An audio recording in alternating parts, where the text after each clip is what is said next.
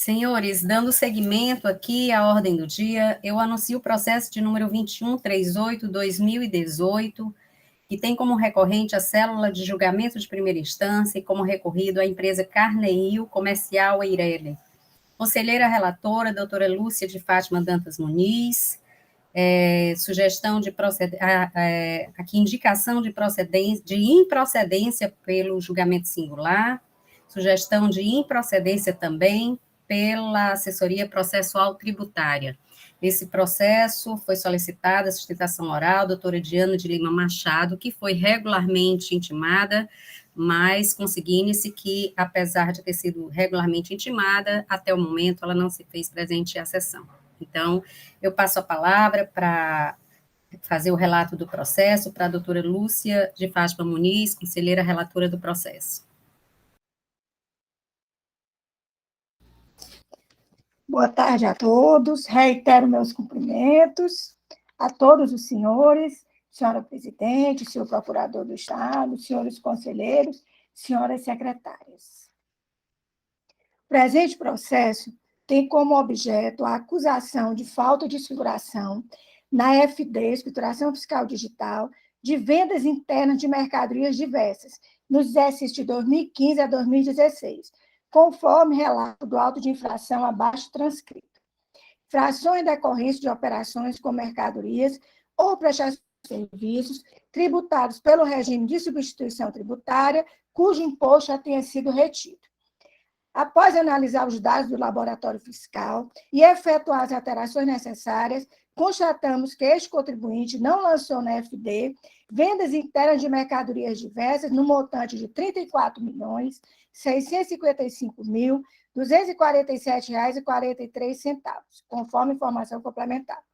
Dispositivos infringidos: o artigo 276-G, inciso 2 do decreto 24.569/97, penalidade prevista no artigo 126 da Lei 12.670/96, alterada pela Lei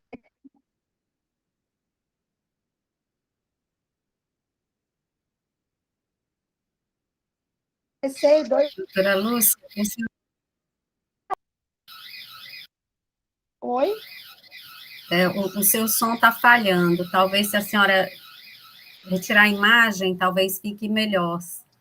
Ok. Após análise dos dados do laboratório fiscal, melhorou? Melhorou, sim. E efetuadas as correções necessárias, constatou-se que o contribuinte não lançou na FD vendas internas no montante de R$ 34.655.000. Informa também que, mesmo tendo sido intimada a prestar esclarecimentos a respeito da infração, através do termo de intimação número 2018-02426, ciência por AR em 8 de março de 2018, até a data da aprovação, não se manifestou. Crédito tributário apurado, a multa de R$ 3.465.524. Consta nos atos o mandado de ação fiscal, o termo de início de fiscalização, termo de intimação, termo de conclusão e o CD contendo a relação de notas fiscais não escrituradas na FD, folhas 13, o CD apresentado pelo impugnante nas folhas 28 e o CD anexado a laudo pericial, folhas 65. O contribuinte vem aos autos e apresenta defesa tempestiva nas folhas 21 a 29 sobre o seguinte fundamento: que registrou e lançou na FD os valores de saídas de vendas internas nos seguintes montantes: 2015, 18.850.000 e 2016, 16.741.233, no total de R$ 35.592.007, que o fiscal cometeu um equívoco na análise dos relatórios do laboratório, o que culminou na atuação. Junto como prova ao alegado, o CD com todos os relatórios extraídos da contabilidade e o comparativo vendas e compras do ano de 2015 e 2016.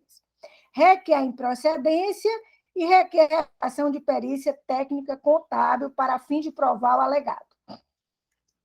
O julgador monocrático decide pela improcedência da ação fiscal, folhas 129 a 135, e submete a reexame necessário nos termos do artigo 104, parágrafo 1º da Lei 15.614/2014, fundamentando que decide por conexão, conforme reza o artigo 55, parágrafo 3º do novo Código de Processo Civil, a Lei número 13.105, e artigo 117 da Lei 15.614/2014, que vieram para prolatar decisões por conexão aos autos de infração 2018-03932, 2018-03928, 2018-03927, 2018-03926 e 2018-03925.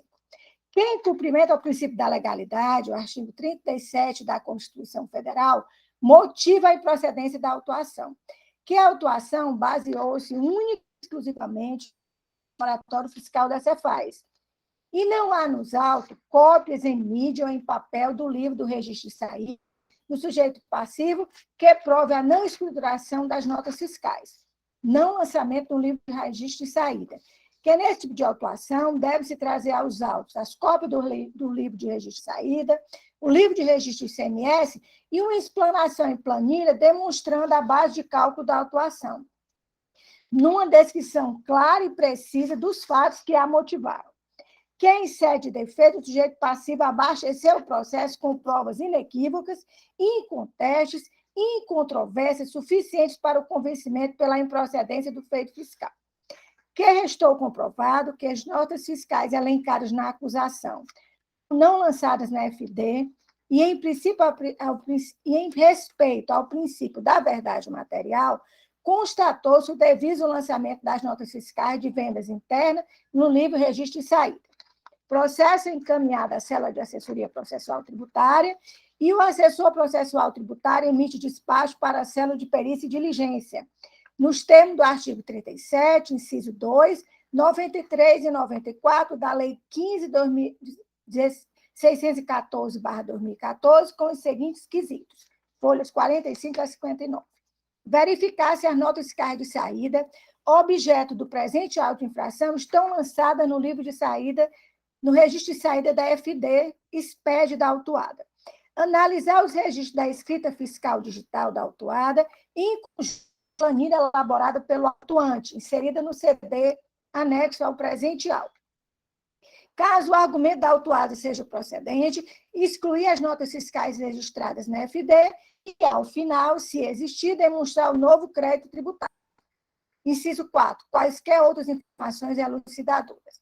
O laudo pericial é apresentado em relação aos quesitos nas folhas 60 a 82. Em relação ao quesito 1, que foi constatado, após confronto no sistema Axis e tabela entre os arquivos pré-auditoria dos anos 2015 e 2016, FD e as planilhas da fiscalização, que demonstram as notas fiscais de saída não escrituradas, todas as notas fiscais de saídas, objeto do presente auto de infração e contas escrituradas na FD.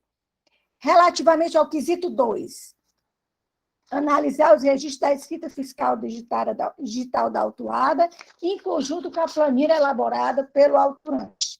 É a mesma resposta do quesito 1, que constatou que todas estão escrituradas.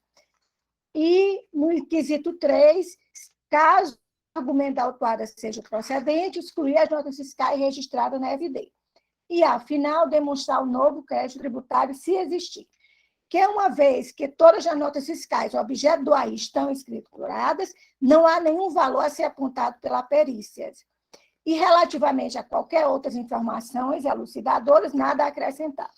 Processo a encaminhar retorna para a célula de assessoria processual tributária, onde é emitido o parecer 205/2021, nas folhas 84 e 86, opinando pelo conhecimento do reexame, negar-lhe o provimento para confirmar a decisão singular de procedência do auto de infração nos termos deste parecer. É o relato, senhora presidente. Obrigada, senhora relatora. Nos termos regimentais, passa a palavra para o procurador do Estado, doutor André Carreiro. Obrigado, presidente. Renovo os cumprimentos a todos. Tentar compensar aqui a demora nas discussões anteriores, ser bem objetivo. Como bem relatado, trata-se de um reexame necessário contra a decisão de improcedência do auto de infração, que constatou falta de escrituração na FD do contribuinte de notas fiscais de saídas internas. Isso nos exercícios 2015 e 2016, no montante de operações não escrituradas, no valor de R$ 34.655.247,43, tendo sido aplicada a penalidade específica pelo descumprimento da obrigação tributária acessória, previsto no artigo 126 da Lei 2.670/96, correspondente a uma multa no valor de R$ 3.465.524,74. Conforme informações complementares do auto de infração, após analisar os dados do laboratório fiscal e realizar as correções necessárias, o autuante constatou que o contribuinte não teria lançado na sua FD vendas internas de mercadorias diversas sujeitas à substituição tributária. Consta o levantamento fiscal em CD, com a indicação de todos os elementos essenciais da identificação das notas fiscais. Por sua vez, o julgador de primeira instância, ele entendeu pela improcedência do auto de infração, sob o fundamento de que a autuação se deu com base exclusivamente em dados do laboratório fiscal da Cefaz, e que não haveria nos autos cópias de mídia ou em papel dos livros de registro de saídas do contribuinte constante da sua escrituração fiscal digital, para comprovar a efetiva não escrituração das notas fiscais. E assim entendeu o julgador, portanto, pela insuficiência de provas da infração, bem como no sentido de que o contribuinte teria comprovado a devida escrituração.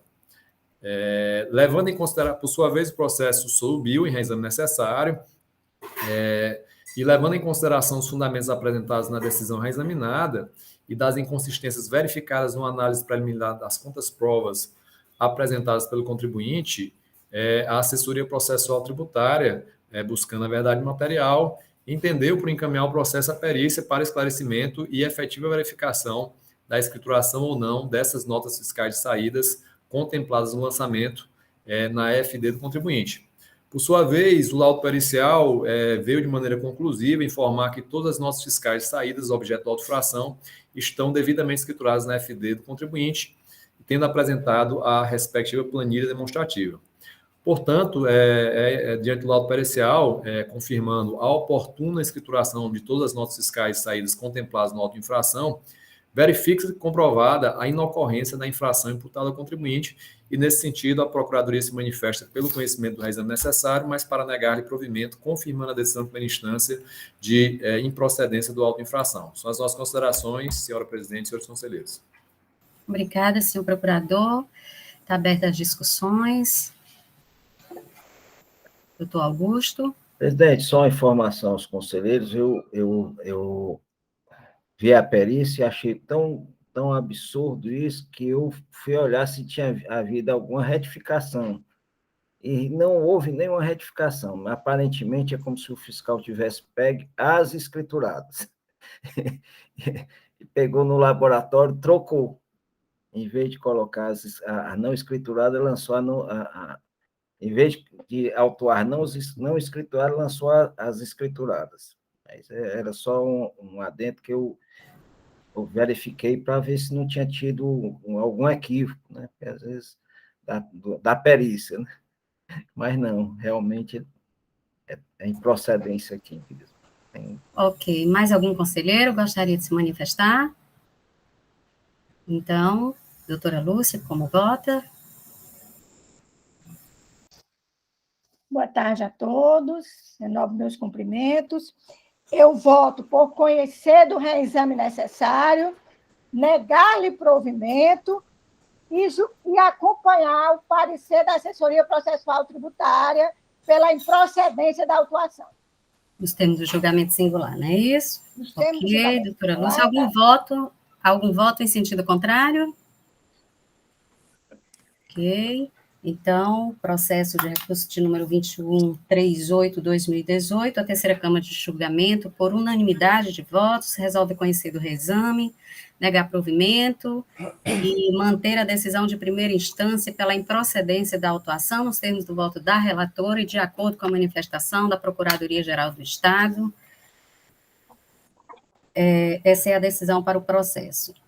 Dando seguimento aqui, concluindo o nosso último processo da pauta, temos o processo de número 5490/2018, auto de infração 2018, 10.270, que tem como recorrente a célula de julgamento de primeira instância, como recorrido Serva Elétrica, Comércio e Serviços Limitada. Conselheiro relator, doutor José Hernani Santos, indicação de nulidade pelo julgador singular e sugestão de nulidade também pela assessoria processual tributária. Passo a palavra para o conselheiro José Hernani para proferir para fazer o relato do seu processo. Ok, presidente. Boa tarde, presidente. Boa tarde, senhor procurador. Boa tarde a todos os conselheiros. Eu vou tentar resumir aqui o resumo. O relatório é o seguinte: a Fazenda Pública Estadual construiu crédito tributário em desfavor do contribuinte qualificado por constatar a infração ao artigo 92, parágrafo 8º da Lei 12.670/96, nos seguintes termos: omissão de receita identificada por meio do levantamento financeiro, fiscal, contábil em operação ou prestação tributada. Constatamos, através da demonstração de resultado com mercadorias, utilizando a planilha de análise econômico-financeira, que o contribuinte cometeu omissão de receita de mercadorias tributadas no montante de R$ 294.725,40, razão deste auto de infração. Nas informações complementares, o auditor informa que, com base nas saídas e entradas informadas pelo contribuinte através do relatório SPED, bem como nos inventários informados, montou a planilha de fiscalização do ICMS com a utilização do método de análise econômico-financeira, pela qual constatou que, na demonstração de resultado com mercadorias, houve uma omissão de receita de mercadorias tributadas no valor informado acima, de R$ 294.725,40. Ele esclarece que, por se tratar de omissão de receitas de mercadorias tributadas, aplicou a penalidade prevista no artigo 123, inciso 3, a linha B, item 1, da Lei 12.670/96, resultando no montante de R$ 88.417,62. Isso é o valor da multa. E o imposto sobre essa omissão de saídas, R$ 50.103,31, sendo total de R$ 130.000, não tenho que usar o valor correto, de multa mais imposto. Ele juntou cópias do mandado de ação fiscal, termo de início de conclusão da fiscalização, AR da correspondência entregue ao contribuinte, planilhas e protocolo de entrega de documentos. As folhas 22 a 35 repousa a impugnação do contribuinte, na qual ele aduz as seguintes questões prejudiciais. Primeira, que há ilegalidade no ato designatório. Mandado de ação fiscal não é um instrumento legítimo para iniciar a ação fiscal, a fiscalização, aliás. Alega que o instrumento que autoriza e legitima o auditor a fiscalizar um determinado contribuinte é a ordem de serviço, conforme artigo 819, parágrafo 3º do decreto 24.569/97, não o mandado de ação fiscal, que é um instrumento previsto apenas em instrução normativa, portanto, sem supedâneo legal. E a outra é que houve cerceamento do direito de defesa pela não juntada dos documentos utilizados para preparar a planilha, na qual o auditor se baseou para lavrar o auto. Ele diz nesse ponto que o auto de infração infringe o artigo 93 da Lei 12.670, de sorte que ficou cerceado seu direito de defesa. Acrescenta, aspas, ser evidente que o agente fiscal, ao não mencionar os documentos que deram suporte ao preenchimento da planilha de fiscalização, afronta o disposto no artigo supramencionado. Fecha as aspas. Na defesa de mérito, o contribuinte reforça o argumento da segunda preliminar, alegando que o fisco usou apenas a planilha de fiscalização de ICMS para embasar o déficit financeiro, mas não acostou provas fundadas para caracterizar o ilícito descrito, desprezando a gama de documentos, provas entregues pela empresa, especialmente os livros, arquivos eletrônicos inventados. Aduz que o auto de infração não traduz, por seus elementos, suficiência para dizer constituída a prova de razoável convicção para assegurar o cometimento da infração descrita. acrescenta que a imputação foi feita com apoio tão somente da planilha de fiscalização do ICMS e que esse documento não constitui elemento probante do conhecimento, aliás, do cometimento do ilícito, posto que não tem suporte fático embasador das informações ali constantes. Ao fim, pede a nulidade e a total improcedência da autuação. Folha 73 tem um pedido de diligência feito pelo julgador da primeira instância para que fosse providenciada, junto à autoridade fiscal autuante, a anexação aos autos dos documentos fiscais probantes que serviram de base ao preenchimento dos campos da planilha, onde constam os dados de entrada de mercadorias, saídas de mercadorias e apuração do ICMS. Então, não consta certidão de que essa providência tenha sido tomada, como também nenhum documento foi juntado aos autos como consequência dessa solicitação de diligência. O julgador da primeira instância entendeu que restou prejudicada a possibilidade da defesa da empresa autuada, dada a ausência de elemento material essencial para análise e certeza do resultado da apuração levada a cabo pelo auditor. Com esse entendimento, ele decidiu pela nulidade da infração. Pelo reexame necessário, né, os autos sobem à segunda instância. O parecer da Célula de Assessoria Processual Tributária sugere a manutenção da decisão declaratória da nulidade por cesseamento do direito de defesa nos termos do artigo 83 da Lei 15.614/2014. É o relatório. Presente. Obrigada, conselheiro. Passo a palavra para o procurador do Estado, doutor André Carreiro. Obrigado, senhora presidente. Mais uma vez, cumprimentando a todos. Como bem relatado, trata-se de um reexame necessário contra a decisão de nulidade do auto de infração, auto esse que tinha constatado omissão de saídas mediante venda de mercadorias sem notas fiscais, sujeita à tributação normal, no exercício de 2014, de operações no montante de R$ 294.725,40, tendo sido lançado o imposto devido no valor de R$ 50.103,31 e a penalidade pelo descumprimento da obrigação tributária acessória, previsto no artigo 123, inciso 3 da linha B, item 1, da Lei 12.670, alterada pela Lei 16.258, de 2017, multa essa no valor de R$ 80.417,62. Conforme informações complementares do auto de infração, através de planilha de fiscalização do ICMS com utilização do método de análise econômica financeira, foi realizado demonstrativo de resultado de mercadorias, DRM, considerando suas entradas e saídas, bem como os estoques inicial e final do exercício fiscalizado, que foram informados pelo contribuinte na sua FD. E, mediante esse levantamento fiscal, foi demonstrado um déficit financeiro, pois verificou-se que o custo de aquisição de mercadorias era maior do que as receitas decorrentes de suas vendas, revelando, assim, prejuízo incompatível com a finalidade da atividade empresarial. O método de fiscalização adotado pelo agente fiscal está em conformidade com o disposto no artigo 92, parágrafo 8º, inciso 4 da Lei 12.670. A obrigatoriedade de emissão de nota fiscal na saída está prevista nos artigos 127, 169, 174, inciso 1, 176A e 177 do Regulamento ICMS, bem como o artigo 75 da Lei 12.670/96. O julgador de primeira instância determinou diligência à SECAT para que providenciasse, junto ao autuante, a apresentação dos documentos fiscais, que serviram de base para o preenchimento da planilha de fiscalização. Contudo, verifico que não foi juntada ao processo qualquer informação acerca do cumprimento ou não da diligência solicitada inicialmente pelo julgador de primeira instância. E verifico ainda que, em seguida, o julgador de primeira instância, sem apreciar qualquer questão preliminar, entendeu por julgar nulo o auto de infração, sem apreciação de mérito, com base no disposto no artigo 83, parágrafo 6º, e artigo 84 da Lei 15.614/2014, sobre o fundamento e cesseamento do direito de defesa, por ausência de provas essenciais da análise da certeza e liquidez do lançamento.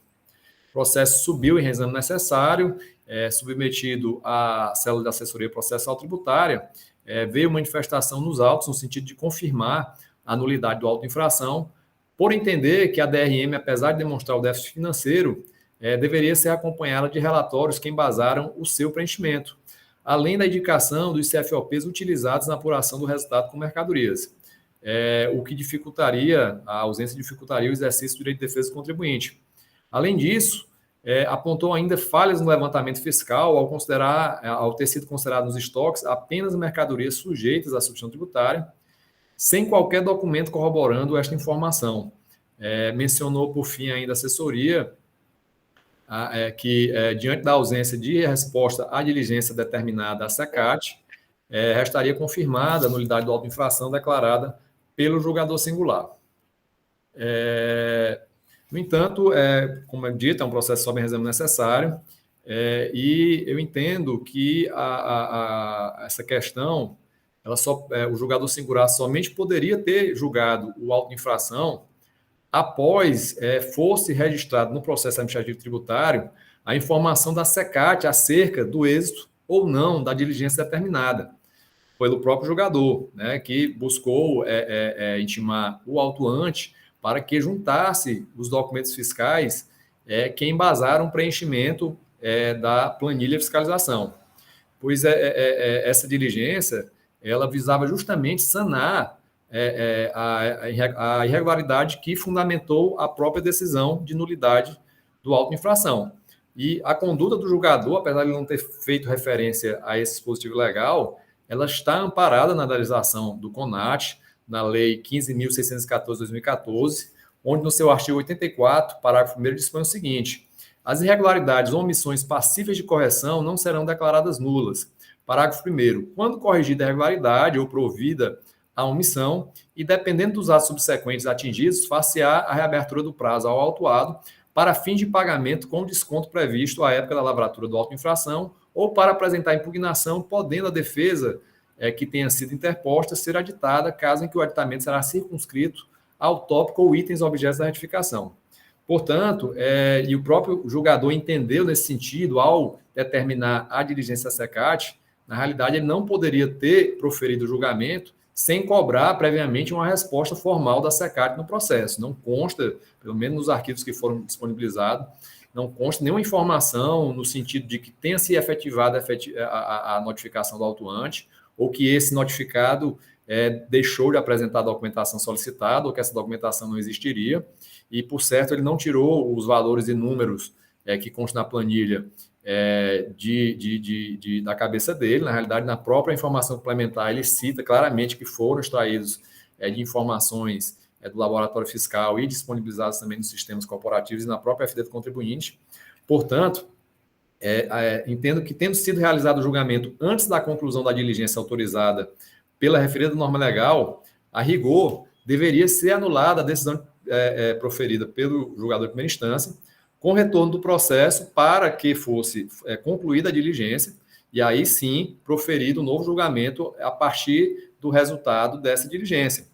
Contudo, diante das falhas também apontadas na manifestação da assessoria processual tributária e buscando aqui observar os princípios da economia e celeridade processual, entendo que, no momento, é possível, ainda que na segunda instância de julgamento, converter esse processo em diligência para que seja solicitada à SECAT a resposta formal à diligência solicitada às folhas 73 pelo julgador, informando se foi efetivada ou não a notificação do autuante, bem como apresentando a resposta dele e eventualmente, a documentação que ele tenha disponibilizado à SECAT. Então, presidente, antes de adentrar no mérito, tem essa questão preliminar, né, que a princípio indicaria uma nulidade da decisão e retorno para concluir a diligência do artigo 84, parágrafo 1º, que foi determinada. Mas como há outros elementos e possíveis falhas que foram destacadas pela assessoria, eu acho que é possível fazer essa conversão prévia aqui, e aí, dependendo da resposta, no segundo momento, a gente analisaria o melhor encaminhamento. Então, gostaria que fosse examinada primeiro essa questão, né? E caso superado, aí sim a gente se manifesta sobre o mérito do reexame. Obrigado. Ok, senhores. Temos aí a sugestão da Procuradoria-Geral do Estado, que sugere aí uma perícia para verificação das informações do autuante. Eu passo a palavra para os conselheiros. Diligência, na realidade. Diligência, né? Uma diligência, certo. Eu abro as discussões para que a gente discuta sobre essa sugestão da Procuradoria de Diligência. Presidente, eu não sei se eu tinha estudado esse processo, eu acho que eu tinha visto uma resposta dizendo que intimou e não foi apresentado, salvo engano. Mas não tem não, né? Tem não, doutor Augusto, não tem. Né? Nos documentos probantes, salvo engano, a planilha, doutor André, ele lança todos o valor no mês de dezembro. Eu estava com um processo no da Secretaria da Fazenda. Eu vou pedir um tempozinho a vocês, eu vou baixar aqui, vou dar uma olhada nos documentos e volto aqui 2 minutos. Doutor Hernani. Enquanto isso, doutor Hernani gostaria de se manifestar, enquanto o doutor Augusto dá uma olhadinha nessa documentação. Sim, doutora. Eu vejo aqui uma questão contábil. Ó, a fiscalização diz que baseou a sua informação, a sua conclusão, né, fez o auto, com base nas entradas e saídas informadas através do relatório SPED e inventários. Aí ele pegou, segregou aqui operações tributadas e não tributadas, e nas tributadas, entendeu? A empresa comprou no período fiscalizado 520, arredondando 570 a 1.000. Nesse período ela comprou isso, são as entradas. E vendeu 270 mil. Então, ela comprou isso, vendeu isso, ele entendeu que essa diferença entre entrada e saída é uma omissão de receita. Né? Ou seja, a empresa faturou e não colocou. Para que essa conclusão possa ser feita dessa maneira, precisava outros documentos, tipo banco, quanto a empresa tinha no começo do exercício em banco, quanto ela ficou, porque ela pode ter. Tinha caixa para comprar, não necessariamente ela tinha que ganhar nesse exercício e gastar tudo nesse exercício, não é essa a questão. Tinha que saber quanto ela tinha em caixa e bancos, quanto dessas compras de 520 mil foram pagas só no exercício seguinte, né? Como também isso é relativo às vendas, outros elementos de natureza contábil para poder dizer com certeza que essa diferença é omissão de receita. Então, se for pedido ao autuante os elementos que ele se baseou, ele vai mandar, se for o caso, o SPED, esses relatórios aqui, né, de entradas e saídas, isso não vai ser suficiente para constatar que essa diferença é uma omissão de receita, porque precisaria, a meu ver, também de outros elementos para poder identificar essa omissão. É isso. Ok, doutor Hernani, obrigada pela colaboração, mas só ressaltando que nesse primeiro momento, nós estamos apreciando, em primeiro lugar, o encaminhamento para a diligência suscitada aí pela Procuradoria, e temos também a nulidade, citada aí, pontuada pelo julgador singular por ausência de provas, né? Então, doutor André Carreiro. Presidente, realmente o momento processual é esse, dessa análise, mas só que para pontuar aqui para o doutor Zé Hernandes, na realidade, esse levantamento que o senhor propõe, ele é um outro tipo de levantamento de método fiscal que pode ser utilizado, que é a conhecida DESC aqui, demonstrativo de entradas e saídas de caixa, que fica a critério do autuante, pelo menos é assim que se entende aqui na administração tributária estadual, dele examinar qual é o método fiscal mais adequado para cada situação por ele fiscalizada, né? Muitas vezes, e a maioria das vezes, se faz isso através do levantamento quantitativo de estoques, mas no caso aqui a conta é uma conta que leva em consideração mercadorias, né? É uma DRM, demonstração de resultado com mercadorias, de modo que essas outras informações, apesar de ser um levantamento financeiro, econômico também, mas essas outras informações que o senhor cita seriam realmente necessárias se tivesse sido realizado uma DESC, mas não é o caso aqui desse processo.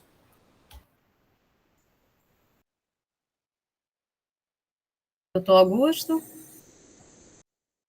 Senhores, nós temos uma preliminar de nulidade nesse processo, não é? Precisamos apreciá-la.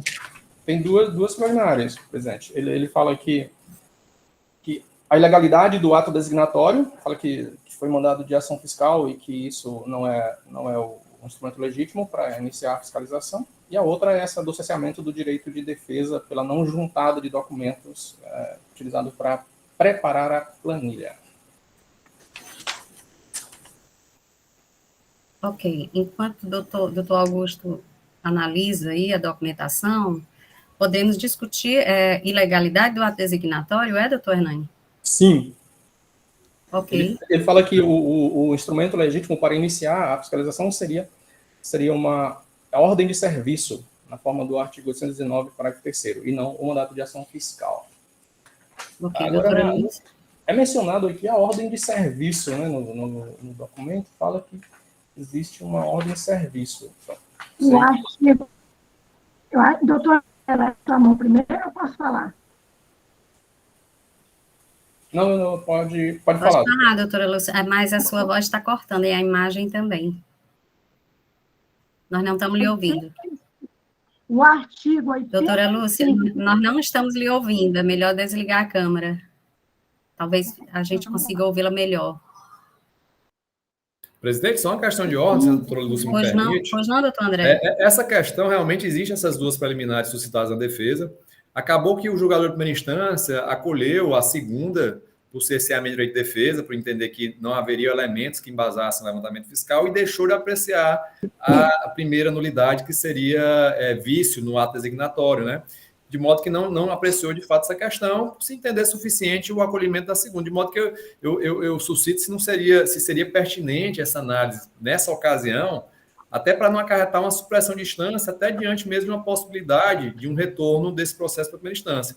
Então, eu acho que a gente deve realmente ver essa primeira questão da diligência, e aí superada a gente passa para as demais questões. Tudo bem. Doutor Augusto tem alguma resposta? Bom, eu tinha já feito as pesquisas. Os inventários de 2013 tem no SPED, a gente consegue ver 2 tipos de lançamento. A empresa realmente, o fiscal não coloca. A conta corrente da empresa vai de janeiro a dezembro. O fiscal lança tudo em dezembro. Se vocês pegaram os documentos probatórios aí, abrem as planilhas, certo?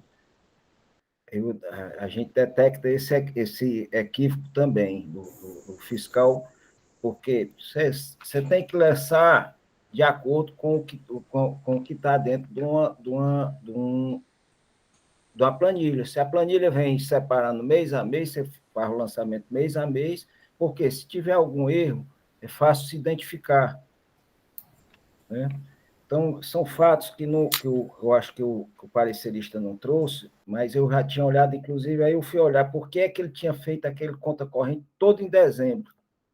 Fui olhar se ele tinha movimento, doutor André. E tem movimento durante o ano todo, tá certo? Esses equívocos. Aí, o inventário, a empresa tem uma parte normal e outra não normal. Também teria que, numa perícia, teria que se solicitar que retirasse isso aí.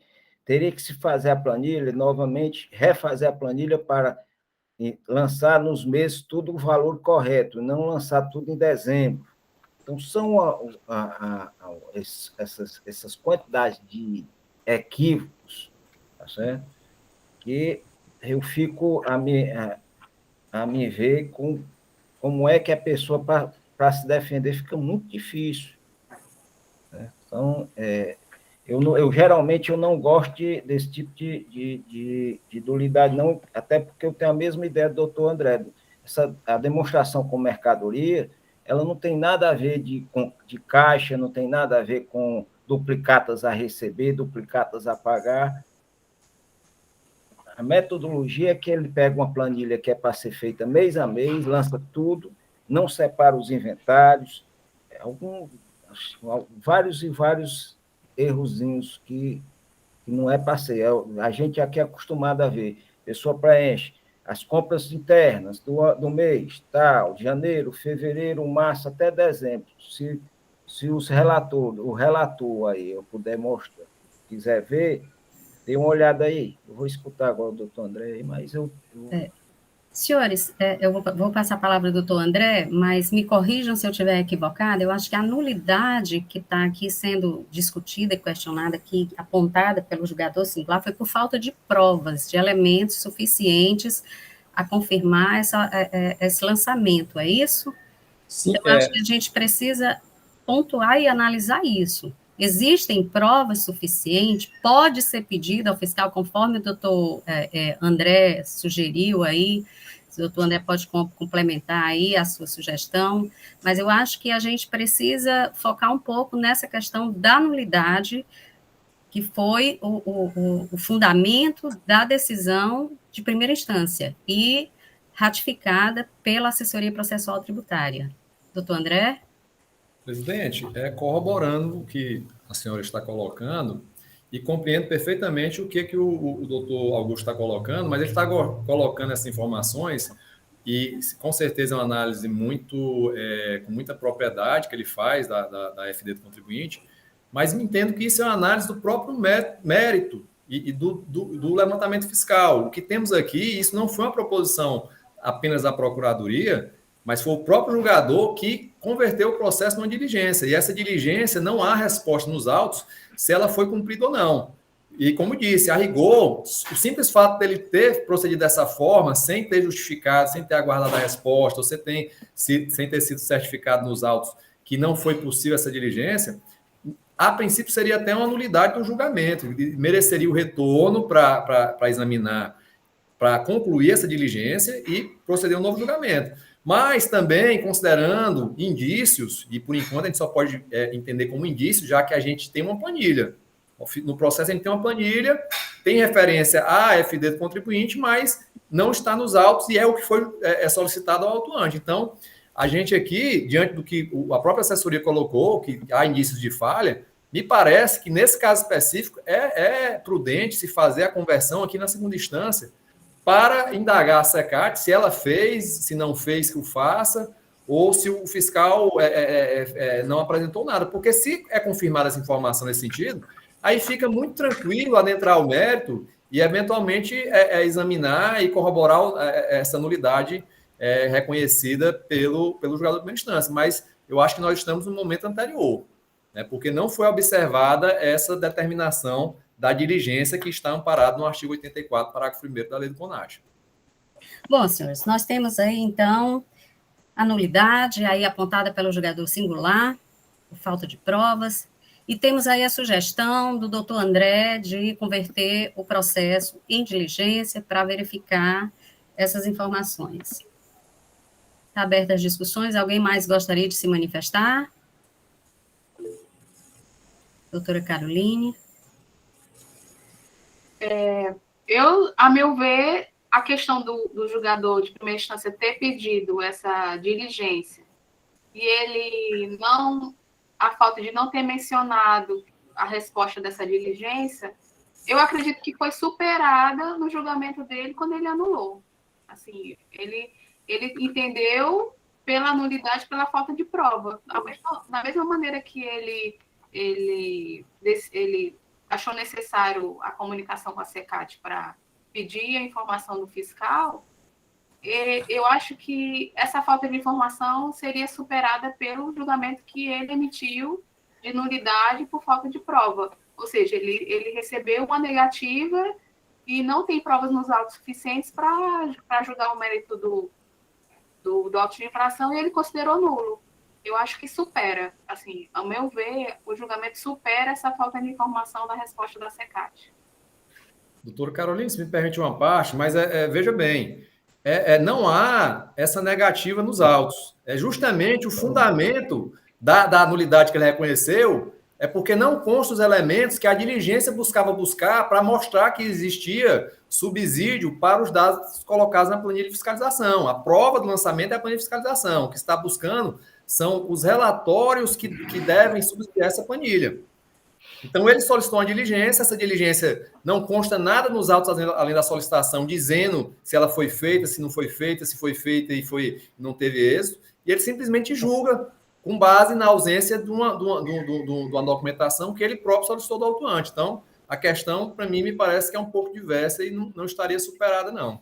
O que eu quis dizer é que essa falta de informação é desnecessária diante da decisão que ele tomou de nulidade. Ele buscou essas provas que faltavam nos autos. Essas provas não foram supridas. Ou seja, essa falta de informação nos autos da negativa da SECAT a meu ver, foi superada pela decisão dele de primeira instância de nulidade por falta de provas. Bom, presidente. Ok, doutor Augusto. Presidente, além dessa aí, presidente, tem o preenchimento, erro de preenchimento. Preenchimento, Carol, se você observar e abrir aí os documentos probatórios, e se procurar no SPED fiscal conta corrente, você vai ver que durante de janeiro a novembro não tem nenhum lançamento na planilha. Ele tem um lançamento único em dezembro. Então, o preenchimento também da planilha está equivocada, tá certo? Tá com erros. Eu tive esse cuidado, eu baixei a conta corrente, verifiquei, dei uma olhada Então, eu entendo, presidente, manter a nulidade, tá certo? Não por ausência de prova, por erro de preenchimento, e aí vai. Mas é um erro, os erros de preenchimento na planilha está cheio de equívocos. O fiscal não pode fazer um levantamento do jeito que ele quer. Se tem uma planilha lançando de janeiro a dezembro, você não pode unicamente lançar tudo num só mês, nem achando que está correto. Não está. Ok. Doutora Caroline? Só para reforçar a conclusão do meu raciocínio, é que eu acho assim, que é desnecessário esse retorno desse processo à primeira instância para novo julgamento por essa falta de informação da resposta da SECAT. Assim. Desnecessário, a meu ver, por conta da própria decisão dele, que supera declarando a nulidade da auto-infração por falta de provas. Ok, senhores, acredito que o processo já está maduro. Alguém mais gostaria de se pronunciar, doutor André? Eu gostaria só de colocar sem deliberação a nossa proposição de diligência, para que, caso superado, eu possa me manifestar sobre o mérito diante do que consta nos autos, né? Porque, de fato, realmente eu verifiquei essa questão que é mais de cunho processual, mas uma vez superada, aí me manifestarei sobre o mérito. Ok, doutor André, como tem uma questão de nulidade, essa nulidade, ela precede o julgamento do mérito e inclusive do encaminhamento para a diligência, eu vou colocar em discussão aqui a nulidade do julgador de primeira instância por ausência de provas. Veja bem, presidente, a questão que aqui o mérito, quando a gente fala de mérito, numa seara recursal, é o mérito do recurso.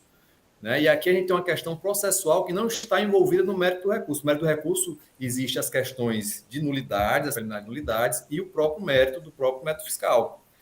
Né? E aí, a minha discordância aqui com o entendimento da doutora Carolina é justamente porque o julgador usou como fundamento a ausência de elementos que ele mesmo verificou que o fiscal fez referência e poderia buscar.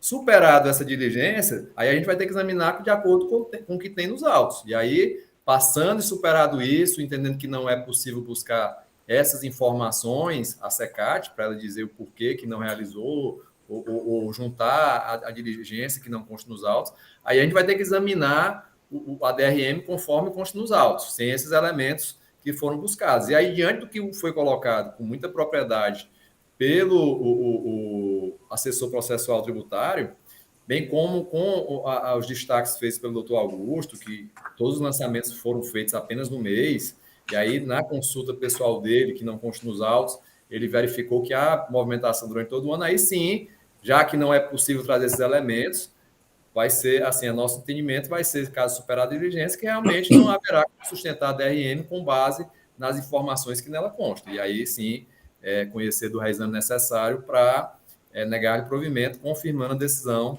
de nulidade do auto de infração. Obrigada, doutor André. Doutor Micael? Não, presidente, eu estou satisfeito. Doutor André, com todo respeito, eu entendo aqui que nós temos uma nulidade que ela precisa ser discutida antes do encaminhamento à diligência, entendeu? É uma nulidade por ausência de elementos, então, assim, superada essa discussão, então a gente entende se a gente vai encaminhar para a diligência para depois discutir o mérito. Mas existe uma nulidade que, no meu entendimento, ela precede esse encaminhamento à diligência. Então, eu vou, com todo respeito, eu vou colocar aqui em discussão a nulidade e aí a gente inicia a votação, ok? Ok. Conselheiro relator, já tem sua convicção sobre... Sim, presidente. A respeito da nulidade pelo cerceamento do direito de defesa, analisando o processo, eu vejo que realmente não tem documentos que embasem a acusação fiscal, por isso eu voto no sentido de acata a nulidade, mantendo a decisão do julgador singular. Dando seguimento aqui, depois doutor Hernani, doutor Diego. Eu acompanho o relator, presidente. Doutor Micael. Acompanho o relator, presidente. Doutor Augusto. Com o relator, presidente. Doutora Lúcia. Com o relator. Doutora Caroline. Acompanho o relator. Então, senhores, o processo de número 5490/2018, a terceira Câmara de Julgamento, por unanimidade de votos, conhecer do reexame, negar provimento e manter a nulidade declarada pelo julgador pela instância singular. Nos termos do voto do conselheiro relator, e contrário à manifestação da Procuradoria-Geral do Estado, que em sessão sugeriu o encaminhamento do processo, converter o processo em diligência para análise da documentação pela SECAD. Presidente, só questão de ordem. Sim.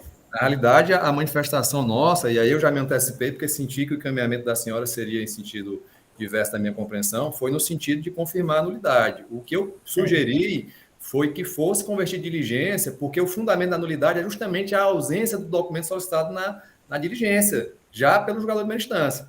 Então, eu sugiro que na ata conste que foi de acordo com a manifestação de nulidade e que restou, implicitamente ou não, indeferido o pedido de diligência para que fosse solicitadas informações dessa caixa. Mas a conclusão meritória diante que consta nos autos é pela nulidade também, já que não há esses elementos que a SECAD ficou de trazer aos autos e não justificou. Ok, doutor André, muito obrigada. Então, essa é a decisão para o processo, vamos ressaltar aí, consignar em ata todas as colocações feitas aqui pela Procuradoria. Senhores, concluímos aqui a nossa ordem do dia. Eu convoco os senhores para a terceira sessão ordinária a se realizar no dia 17 de fevereiro, onde teremos para julgamento os processos da empresa Prata Mania Comercial de Joias, em Prata Eireli, que tem o conselheiro relator, doutor José Hernani, processo que tem como recorrente Alexandre Holanda de Freitas, que tem como conselheira relatora a doutora Lúcia de Fátima Dantas Muniz, o processo que tem como recorrente a célula de julgamento, reexame, recorrida à distribuidora Via Cosméticos Limitada, conselheiro relator doutor Micael Pinheiro de Oliveira, e o processo que tem como recorrente J. Alves de Oliveira Limitada, conselheiro relator doutor Diego de Andrade Trindade. Então, dou por encerrados os trabalhos, se algumas... Senhores, amanhã eu não estarei. Amanhã eu não estarei presente. Certo? Igual a Carol, vou estrear aí em ficar fora da sessão. Ok. Como assessor, amanhã tem um processo com você, que eu sou assessor processual. Ok, eu então, gostaria... Até sexta-feira. Até. Antes de encerrar a sessão aqui, eu gostaria de agradecer a participação da Silvana, secretária da segunda Câmara, que mais uma vez aqui ajudou a gente. Vládia pediu a palavra, secretária Vládia. Sim, eu estou querendo aqui me reportar ao doutor André, procurador do Estado, que fez um elogio à ata, né, e assim, eu estou querendo dizer aqui para os senhores que eu estou contando aqui com o auxílio da secretária Silvana e especialmente do conselheiro Augusto, que também me auxiliou um tanto na formação dessa ata. Eu quero ser grata à secretária Silvana e ao conselheiro Augusto e dizer que eu vou procurar manter esse ritmo, né? Sim, e procurar contar sempre com esse auxílio aí do conselheiro Augusto, que foi bem importante, viu? Obrigada, Vládia. Somos uma equipe, né? A ideia é que todos possamos nos ajudar uns aos outros, para que a gente tenha realmente o melhor resultado. Ao final Boa do tarde. biênio, né, Oi. Helena? Ao final do biênio é a terceira Câmara, todos nós que estaremos de parabéns. Não é o Augusto, não é o doutor André, não é o Hernani, é a Câmara. Exato. Né, então, é isso aí que a gente tem que fazer, tentando ajudar, sempre ajudar. Obrigado. Exatamente. Obrigada a todos, dou por encerrada a sessão e até amanhã. Até amanhã. Bom final de tarde a todos. Até amanhã. Até sexta. Boa tarde. Bom final de tarde. Boa tarde.